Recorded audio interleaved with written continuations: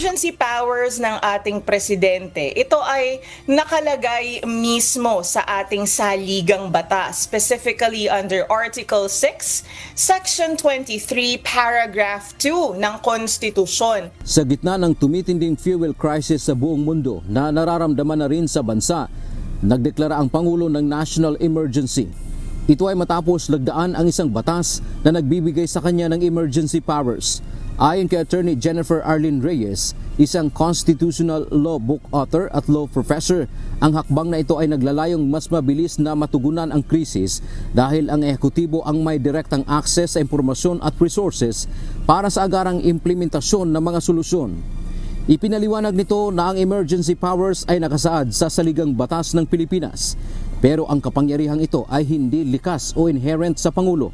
Sa halip, ang Kongreso ang original repository o tunay na may-ari ng kapangyarihang ito na pansamantala lamang na ipinahiram sa Pangulo sa pamamagitan ng isang batas. In times of war or other national emergency, the Congress may by law, meaning sa pamamagitan ng batas, ay pwedeng i-delegate ng Kongreso sa presidente for a limited period only, and of course, subject to such restrictions as Congress may prescribe, ang mga kapangyarihan na necessary or proper para maisakatuparan ng presidente ang isang declared national policy.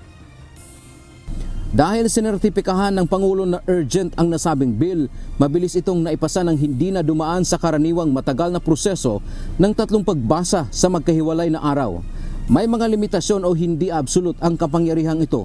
Ang emergency powers ay para sa isang limitadong panahon lamang na karaniwang tumatagal ng 6 na buwan at maaaring i-extend ng Kongreso hanggang 1 taon.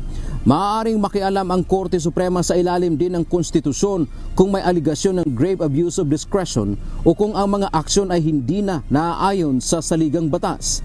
For a limited period only. So hindi ito pwedeng gawing permanente ng ating Pangulo.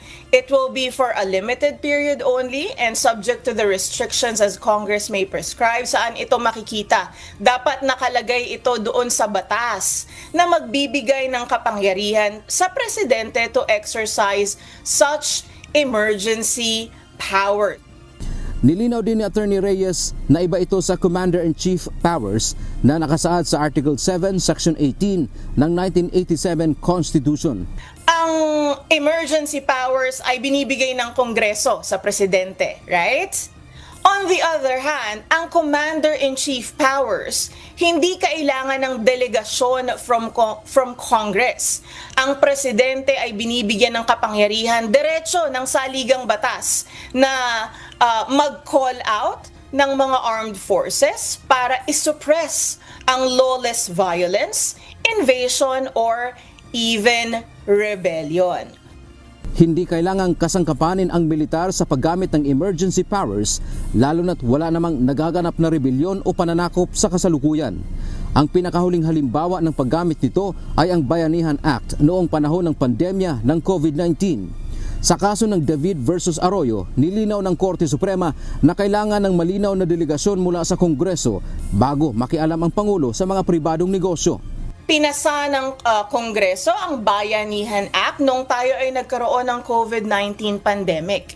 At dahil sa batas na ito, binigyan nila ng kapangyarihan ng emergency powers si former President Rodrigo Duterte para mabilisang matugunan itong pandemya na ito. Kahit na may tuturing na timely o nasa tamang panahon ang hakbang na ito, upang matugunan ang lalong pagtaas ng presyo ng produktong petrolyo, payo sa publiko na manatiling mapagmatsyag, kinakailangang masiguro na makakarating ang pondo sa mga nangangailangan. Dante Amento, UNTV, News and Rescue. Diyos ang aming sandigan, serbisyo publiko ang aming pinahahalagahan.